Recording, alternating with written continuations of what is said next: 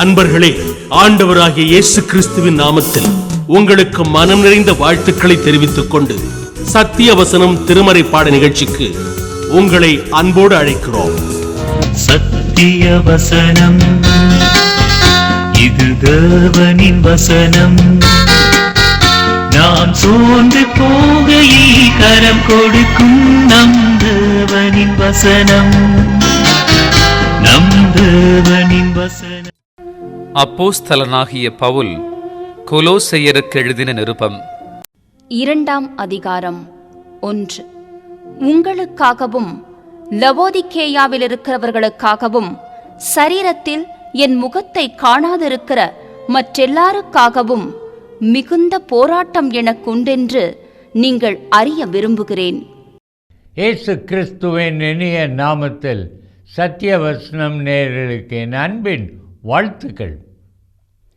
இந்த நாளிலும் நாம் கொலோசையர் நிருபத்தை தியானிக்கிறோம். இந்த நிருபத்தை நாம் வாசிக்கும் பொழுதும் தியானிக்கும் பொழுதும் ஒன்றை நினைவு கூற வேண்டும். அதாவது, இந்த கொலோசே சபை பவுலினால் ஆரம்பிக்கப்படாத ஒரு சபை. பவுலுக்கும் கொலோசே சபைக்கும் தொடர்பே கிடையாது. ஆனால் எபேசுவிலே பவுல் கூட்டங்கள் நடத்தி கொண்டிருந்த போது அநேக கிரேக்கர்கள் ரட்சிக்கப்பட்டார்கள். அதிலே எப்பாப்பிராவும் ஒருவன். அவனுக்குள் தன் மக்கள் இயேசுவை காண வேண்டும் என்கிற வாஞ்சை எழுந்ததினால் அவன் இந்த லைக்கஸ் நதி பள்ளத்தாக்கிலே கொலோசே, லவோதிக்கேயா, எராப்போலி ஆகிய 3 பட்டணங்களில் சபைகளை ஸ்தாபித்து விசுவாசிகளை ஏற்படுத்தி லைக்கஸ் நதி பள்ளத்தாக்கின் விசுவாசிகளுக்கு ஆவிக்குரிய தகப்பனாக இருந்தான். தங்கள் சபைகளுக்கு ஒரு ஆபத்து வருகிறதாக இருந்தது. அதாவது, கள்ள போதகர் வந்து அவர்கள் இயேசு தேவனில்லை, ரட்சிப்புக்கு மனித ஞானமும் வேண்டும், மனித முயற்சியும் வேண்டும் என்றெல்லாம் சொல்ல ஆரம்பித்தார்கள். அந்த எப்பாப்பிரா தன்னுடைய சபையினர் மோசம் போய்விடுவார்களோ என்று பயந்தான். கர்த்தர் அவனை ரோமாவில் இருக்கிற பவுலினிடத்திற்கு அனுப்பினார். ஆகவே பவுல் எப்பாப்பிராவினிடத்தில் எதை கேட்டானோ அதை வைத்தே அந்த நிருபத்தை எழுதி அவன் கொலோசே பட்டணத்துக்கு அனுப்பி, லவோதிக்கேயாவிலும் இதை வாசியுங்கள் என்று சொல்லி அவன் அனுப்பினான். இந்த 2ஆம் அதிகாரத்தில் பவுல் தன் பாரத்தை வெளிப்படுத்துகிறான். நான் வாசிக்கிறேன். உங்களுக்காகவும் லவோதிக்கேயாவில் இருக்கிறவர்களுக்காகவும் சரீரத்தில் என் முகத்தை காணாதிருக்கிற மற்றவர்களுக்காகவும் மிகுந்த போராட்டம் உண்டென்று நீங்கள் அறிய விரும்புகிறேன். போராட்டம் அது ஒரு கொள்கைக்காக இருக்கலாம், ஒரு தீமையை எதிர்த்து இருக்கலாம், ஒருவர் தவறும் பொழுது அவர் திருந்த வேண்டும் என்கிற ஒரு ஏக்கமும் ஒரு போராட்டமாகவே இருக்கும். பவுலுக்குள்ளது மனதின் போராட்டம். அவன் கேள்விப்பட்ட நாள் முதல் இந்த கொலோசே சபையினர் காக்கப்பட வேண்டும், தவறான போதனைகள், கள்ள போதகர்கள் இவர்களில் இருந்து காக்கப்பட வேண்டும் என்கிற பாரம் அவனுக்கு உண்டானதினால் அவன் சொல்லுகிறான், எனக்கு போராட்டம் உண்டு. ஜெபத்திலே அவர்களுக்காக தேவனிடத்தில் போராடுகிறான். சாத்தானுக்கு எதிராக ஜெபமே ஜெயம் என்பதை வாழ்க்கையில் கண்டவனாக தேவனிடத்தில் இந்த காரியத்தை சொல்லி அவர் ஆலோசனையை அவன் எப்பாப்ராவுக்கு கொடுத்து அனுப்பினான். பாருங்கள், இந்த இதிலே எதற்காக அவனுக்கு போராட்டம்? 2ஆம் வசனத்தை பாருங்கள். அவர்களுடைய இருதயங்கள் தேற்றப்பட்டு. நம்ம எல்லாருக்கும் தெரியும், விசுவாசமும் இருதயத்தில் தான் உண்டாகுது. அதே நேரத்தில் சந்தேகங்களும் தவறான எண்ணங்களும் இருதயத்தில் இருந்து தான் உண்டாகுது. அப்போ இந்த இருதயம் கர்த்தருக்குள் திடப்படுத்தப்படுமானால் விசுவாசத்தில் உறுதியாயிருப்பார்கள். விசுவாசத்தில் உறுதியாயிருந்தால் என்ன நடக்கும்? யாக்கோபு நிருபத்தில் சொல்லுவது போல், நீங்கள் விசுவாசத்தில் உறுதியாயிருந்து சாத்தானுக்கு எதிர்த்து நில்லுங்கள், அப்பொழுது அவன் உங்களை விட்டு ஓடிப்போவான். ஆகவே போராட்டம் சாத்தானுக்கு எதிரானது பரிசுத்த ஆவியின் துணையோடு நடக்கும். முதலாவது பவுல் விரும்புகிற காரியம் என்னவென்றால், கொலோசே சபையினர் அவர்கள் இருதயங்கள் தேற்றப்பட வேண்டும். இரண்டாவதாக அவன் சொல்லுகிற காரியம் என்னவென்றால், அன்பினால் இணைக்கப்பட்டு. நம்ம எல்லாருக்கும் தெரியும், கொலோசே சபை ஒரு கிரேக்க சபை. அங்கே யூதர்களும் இருந்தார்கள், ரோமர்களும் இருந்தார்கள்.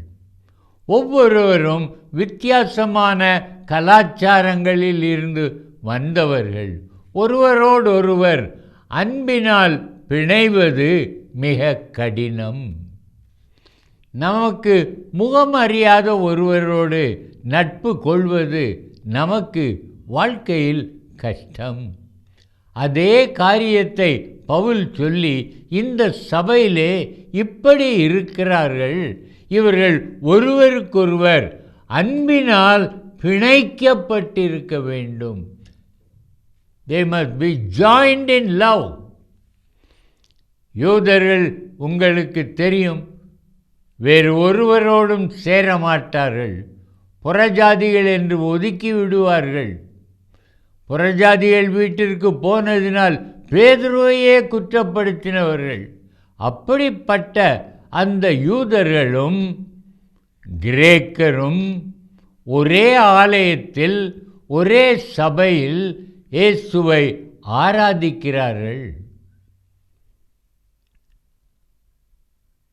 ஒருவேளை குடும்ப ஜெபத்திலே கணவனும் மனைவியும் தேவனை ஆராதிக்கலாம். ஆனால் இருவருக்கும் இடையில் அன்பு இல்லை என்றால் ஒரு மனம் இராது. ஒரு மனம் இல்லாத அந்த ஜெபத்திற்கு தேவன் பதில் தர முடியாது. அதே போல்தான் யூதரும் கிரேக்கரும் ஆராதித்தாலும் அவர்களுக்குள் ஒரு மனம் இல்லை என்றால் அவர்கள் ஆராதனையை தேவன் ஏற்றுக்கொள்ள மாட்டார். அதனால்தான் பவுல் சொல்லுகிறான், அவர்கள்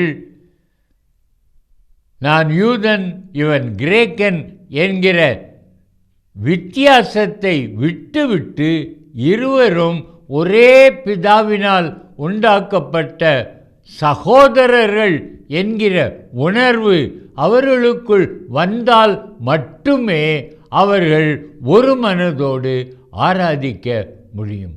ஆகையால் பவுல் அதைத்தான் அவனுடைய பாரமாக சொல்லுகிறான்.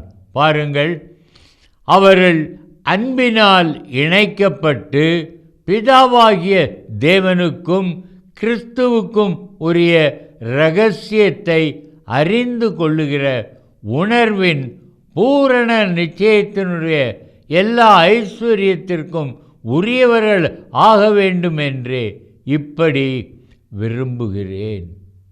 யூதர்கள்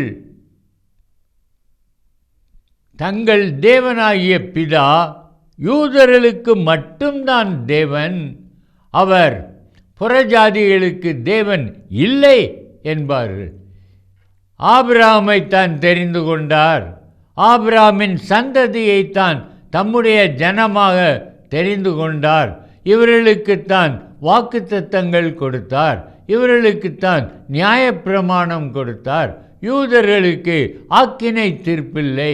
அவர்கள் மோட்ச பிள்ளைகள், பரலோக வாசிகள் என்கிற மேன்மையுடையவர்கள். ஆகையால் புறஜாதியாருக்கு இந்த எங்கள் யெகோவா பிதா அல்ல என்று சொல்லிக் கொண்டிருந்தார்கள். இன்றைக்கு ஒருவன் உங்களிடத்தில் வந்து, நீ ஒரு நியாயப்பிரமாணம் இல்லாதவன், விருத்த சேதனம் பண்ணப்படாதவன், ஆகையால் பிதா உனக்கு தேவன் இல்லை என்று சொன்னால் நீங்கள் என்ன சொல்லுவீர்கள்? நாங்கள் விசுவாசித்திருக்கிறவர் இன்னார் என்று அறிவோம். அவர் எங்கள் பிதா. அவர் எங்களை பரலோகத்திற்கு சுதந்திரவாளிகளாய் வைத்திருக்கிறார். எங்களை ரட்சிக்கிறார், பாதுகாக்கிறார், பாவ மன்னிப்பை தருகிறார் என்று சொல்லி நாம் அவருடைய பிள்ளைகள் என்பதை உறுதியாய் சொல்லுகிறோம். ஆனால் அந்த காலத்து புறஜாதிகளுக்கு அது ஒரு சந்தேகமாகவே இருந்தது. ஆகையால் தான் பவுல் சொல்லுகிறான், யூதர்களும் கிரேக்கர்களும் ரோமர்களும் அன்பினால் இணைக்கப்பட்டு ஒரே பிதாவினுடைய பிள்ளைகளாய் சபையில் இருக்க வேண்டும். இதுதான் அவனுடைய பாரம். 3வது வசனத்திலே அவன் சொல்லுவது, இயேசு தேவன் அல்ல, அவருடைய ஞானம் ரட்சிப்பதற்கு போதாது. ஏனென்றால் அது இலவசம், மனிதன் ஒன்றும் செய்ய வேண்டியதில்லை, கிரியையினால் ரட்சிப்பு கிடையாது என்று சொல்லுகிறார். அப்படி அல்ல, விசுவாசமே பெரியது. விசுவாசத்தால் நான் ரட்சிக்கப்படுகிறேன், தேவனுடைய பிள்ளையாகிறேன். அதைத்தான் பவுல் அந்த கொலோசே சபையினருக்கு சொல்லி அவனுடைய போராட்டத்தை சொல்லுகிறான். சொல்லிவிட்டு அவன் ஒரு காரியத்தை சொல்லுகிறான். 5ஆம் வசனத்தில், சரீரத்தின்படி நான் தூரமாயிருந்தும் ஆவியின்படி உங்களுடனே கூட இருந்து உங்கள் ஒழுங்கையும் கிறிஸ்து இயேசுவின் மேலுள்ள உங்கள் விசுவாசத்தின் உறுதியையும் பார்த்து சந்தோஷப்படுகிறேன். சகோதரனே, உங்கள் விசுவாசம் எப்படிப்பட்டது?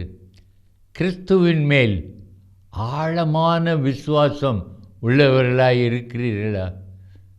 சின்ன சின்ன காரியங்களில் அவரை விசுவாசித்து அவர் உங்களுக்கு பதில் கொடுத்து நீங்கள் கேட்டதை செய்யும்போது அவர் மேல் நம்முடைய விசுவாசம் பலப்படும், வளரும்.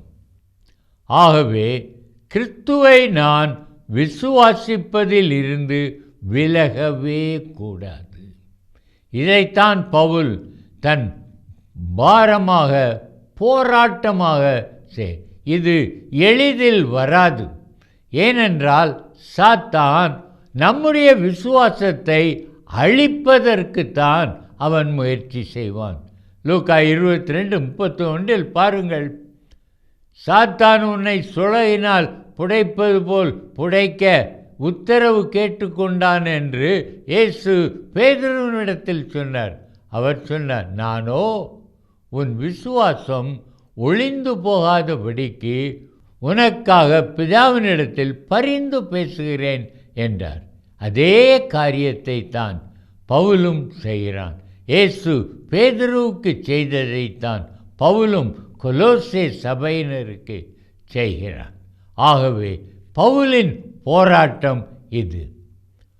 இந்த வசனங்களை வாசிக்கும் பொழுது உங்களுக்குள் ஏதாவது ஒரு புது எண்ணம் உருவாகிறதா? முகமறியாதவர்களுக்காக பவுல் இப்படி ஜெபிக்கிறானே, நான் என் பிள்ளைகளின் விசுவாசம் உறுதிப்படவும் அது சாத்தானால் அழிக்கப்படவும் கூடாது என்று என் பிள்ளைகளுக்காக நான் போராடி ஜெபிக்கிறேனா? குடியார கணவன் திருந்த வேண்டுமென்று நான் விசுவாசத்தோடே தேவன் மாற்றித் தருவார் என்கிற விசுவாசத்தோடே போராடுகிறேனா? சாத்தானோடு போராடுகிறேனா? பவுல் எழுதுவது அந்த கொலோசே சபைக்கு மட்டுமா அல்ல. ஆனால் அவனுக்கு இன்றைக்கு இந்தியாவின் ஒரு மூலையிலே நீங்களும் நானும் அந்த கடிதத்தை வாசித்து சாத்தானுக்கு எதிராக போராட நம்மை அர்ப்பணிப்போம் என்கிறது அவனுக்கு தெரியுமா? தெரியாது. ஆனால் வசனங்கள் எல்லாம் தேவ ஆவியினால் எழுதப்பட்டது. அவைகள் என்றென்றைக்கும் நிலைத்திருக்கிறவைகள் ஆனதினால் அன்றைக்கு பவுல் சொன்னது இன்றைக்கும் நமக்கும் பிரயோஜனமாய் இருக்கிறது. கிறிஸ்தவ வாழ்க்கை அசையாத உறுதியான கிறிஸ்தவ வாழ்க்கை இருக்க வேண்டுமென்றால் ஒவ்வொரு கிறிஸ்தவனிலும் கிறிஸ்துவின் சாயல் தோன்ற வேண்டும் என்றால் எப்படிப்பட்ட ஒரு வாழ்க்கை வாழ வேண்டும்? உங்களுக்கு ஒருவேளை எப்படி வாழ்ந்தால் நான் இயேசுவுக்கு பிரியமாயிருக்க முடியும் என்கிற கேள்விக்கு பதில் தெரியாமல் இருக்கலாம். ஆனால் வேதத்திலே நம்முடைய எல்லா சந்தேகங்களுக்கும் குழப்பங்களுக்கும் விடுதலையும் வழியும் இருக்கிறது. ஆகவே இந்த 6ஆம் வசனத்திலே பவுல் கிறிஸ்தவ வாழ்க்கையின் காரியங்கள் எப்படி இருக்க வேண்டும், உறுதியாய் இருப்பதற்கான வழிகளை சொல்லுகிறான். பாருங்கள். ஆகையால் நீங்கள் கர்த்தராகிய கிறிஸ்து இயேசுவை ஏற்றுக்கொண்டபடியே.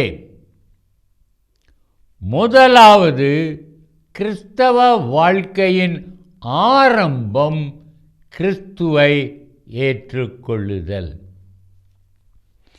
இப்படி சொன்ன உடனே கிறிஸ்துவை ஏற்றுக்கொள்ளுதல் என்றால் என்ன? நம்முடைய வாழ்க்கையை கொஞ்சம் யோசித்து பார்க்கணும். ஏதோ ஒரு காரியம் செய்ய நினைக்கிறோம்.